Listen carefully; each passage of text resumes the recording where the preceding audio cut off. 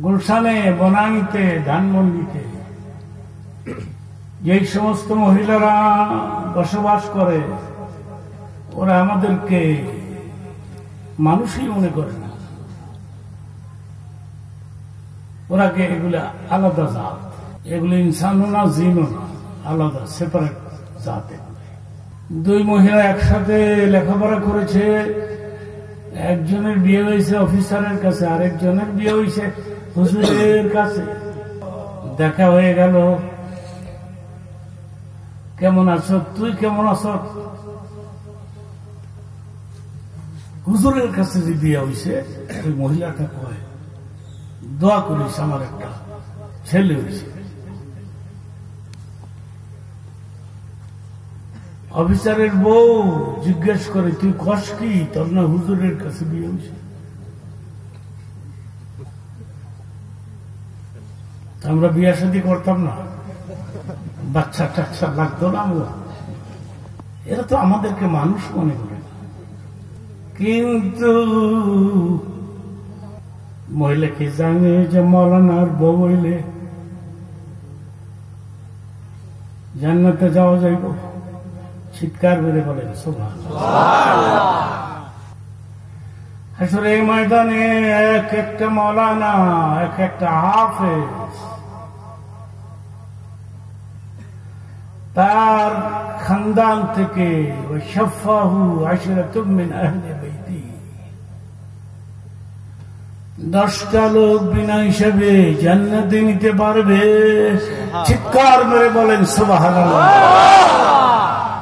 হাসরের ময়দানে আল্লাহ পাক মাওলানাকে বলবে, তুমি তোমার জান্নাতে যাও।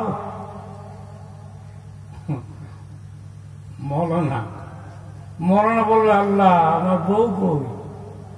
সুবহানাল্লাহ সুবহানাল্লাহ। তোর বউ একটু অসুবিধায় পড়ে গেছে, তোমার যাওয়া তুমি যাও। মৌলানা বলবে, আল্লাহ গো 40, 50, 60 বছর ধরে বিবির লইয়া সংসার করলাম, আমার বউ কই? আমার বউ ছাড়া আমি যাব না। কি মনে করলে?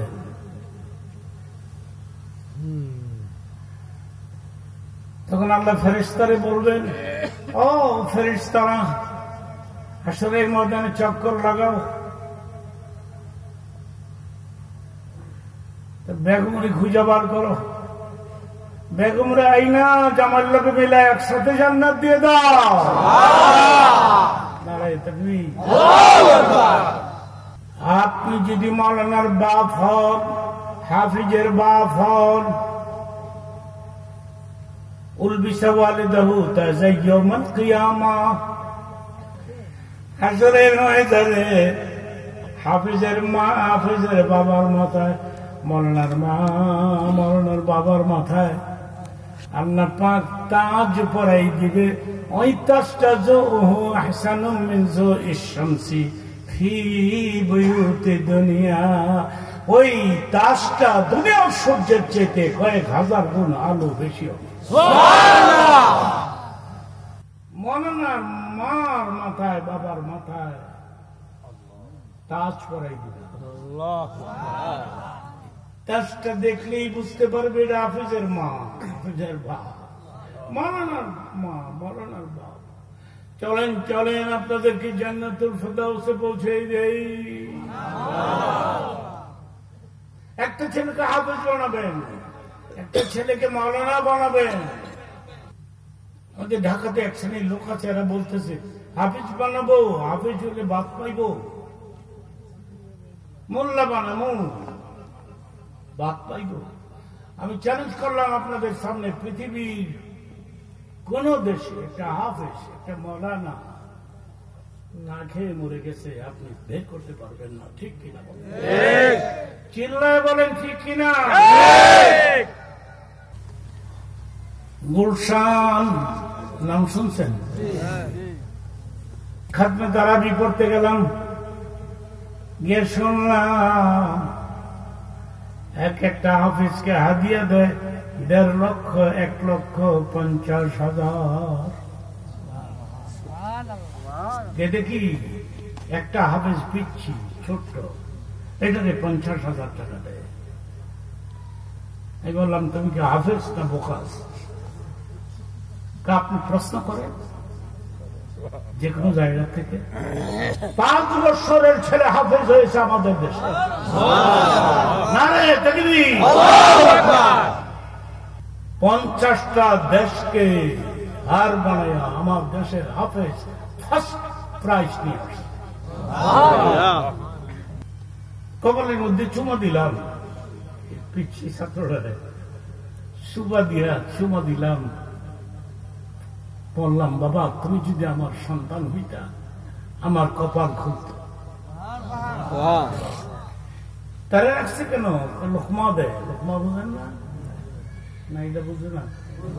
আমি সব ভুল করলে চট করে দৌড়ে বলে এত এক্সপার্ট পিচ্ছি 50,000 টাকা।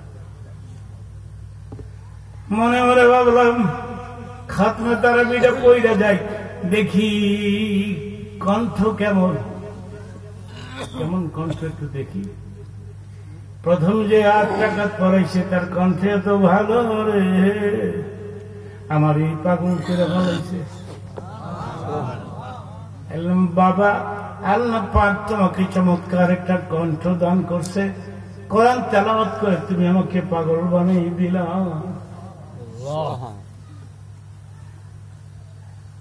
হুজুর আমি তো আপনাকে চিনি, কিন্তু আপনি তো আমাকে চিনেন না। কেমনি চিনো?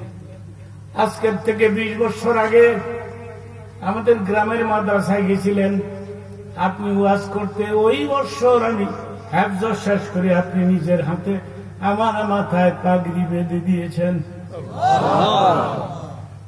এক থানার ওসি কেমনে কেমনে চিনছে আমার কাছে গেছে। আপনি যুক্তিবাদী হুজুর না? হ্যাঁ।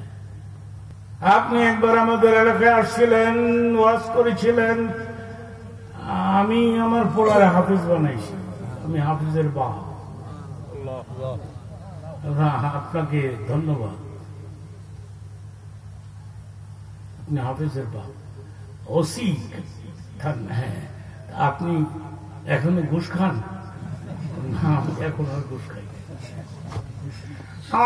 ছেলে বলেছে বাবা তুমি হাফেজের বাপ, ঘুষ খাইও না। আগে ঘুষ খাইতাম, কোনো বরকত হইতো না। এখন হাফেজের বাপ হয়েছে, 1 ঘুষ খাই না, বরকত হয়। চিৎকার মেরে বলেন আল্লাহু আকবার।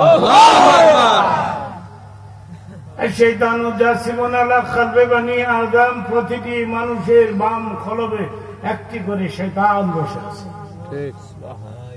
একজন সাহাবী দাঁড়ায় বলেন নবী গো আপনিও তো মানুষ, আপনার এই কলবেও কি শয়তান আছে? ফাইন্নাল্লাহ আ'নানি আলা শাইতানি ফাসলামা। বুখারী হাদিস।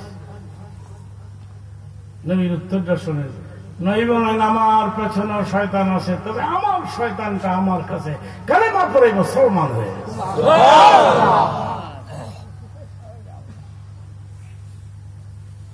যদিও নবী মানুষ, আমাদের মতো মানুষ, একসাথে বলেন না। নবী পারপাসে কথা বললে সতর্কতার সাথে বলবে। নবী তো নবী, ঠিক কিনা?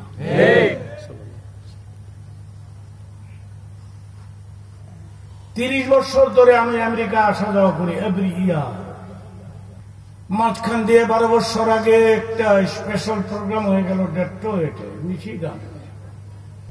গিয়ে শুনলাম হার্টের বড় ডাক্তার, আমার বুকের বাম দিকে পেইন হয়, মাঝে মধ্যে ব্যথা হয়। তো ভাবলাম অ্যাপয়েন্টমেন্ট নিয়ে যাই, দেখি বুকটা দেখে দিই।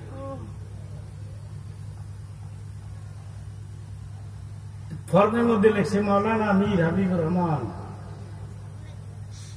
এটা সে দেখছে, আমিও ঢুকছি। মাওলানা আমাকে দেখে বলতে, মাওলানা ওয়েলকাম, মাওলানা আসসালামু আলাইকুম। ইয়ে দেখি মনে হয় ফেরেশতা বসে আছে। এই পাগড়ি, এই শেরওয়ানি, এই দাড়ি। আরে ও মৌলানা, তুমি কি মৌলানা? আমি বললাম ইয়েস। আরে উরিদ হলে কোরআন, তুমি কি কোরআন পড়েছ? আমি বললাম ইয়েস। আমার জিগায় কোরআন পড়ছি, সুযোগ পাইছে। কোরআন যদি পড়ে থাকো, বুক দেখাইতে কেন আসছো? বুকের মেডিসিন তো কোরআনের মধ্যে আছে। আলা বিযিকরিল্লাহি তাতমাইন্নুল কুলুব। মানে না, সকালে বিকালে 2 বার জিকির করো, তোমার হার্ট মজবুত থাকবে।